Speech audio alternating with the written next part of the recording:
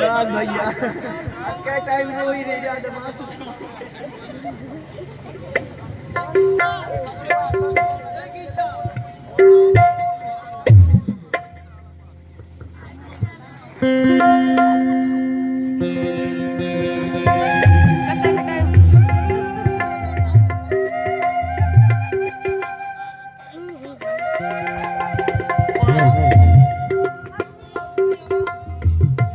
सुन तो गजब दिन में मिले है ना तोरो को भूल बहुत भाग से आते रहे ऐसे का अरे वो तो भारी रगड़ के मारा है हां हां भाई भाई कैसे मारा जाए बता ना मजा कर ले कहां थोड़े ऐसे बहुत दिन में मिले हैं हां हां चीला भजिया सब बना खा ले ये मजा ले लेना यार मजा ले लेना यार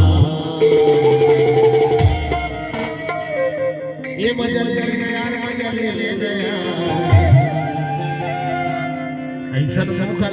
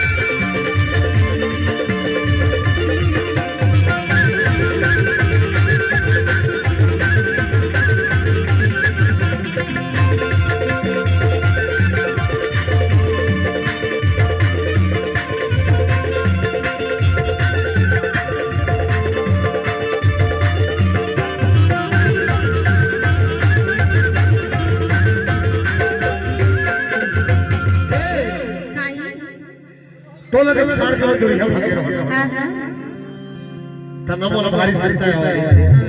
और तो हो जाता है ऐसे हां हां मैं का गीत सीखे रहो कह जाके जा का मोर कोनो तो नहीं रहा कोनो तो नहीं रहा हां और तो देखो हां तब तहु तनरेस कर बहुत तनरेस कर रास्ता में भेंट हो जाए कहो हां हां तोर हो के आदमी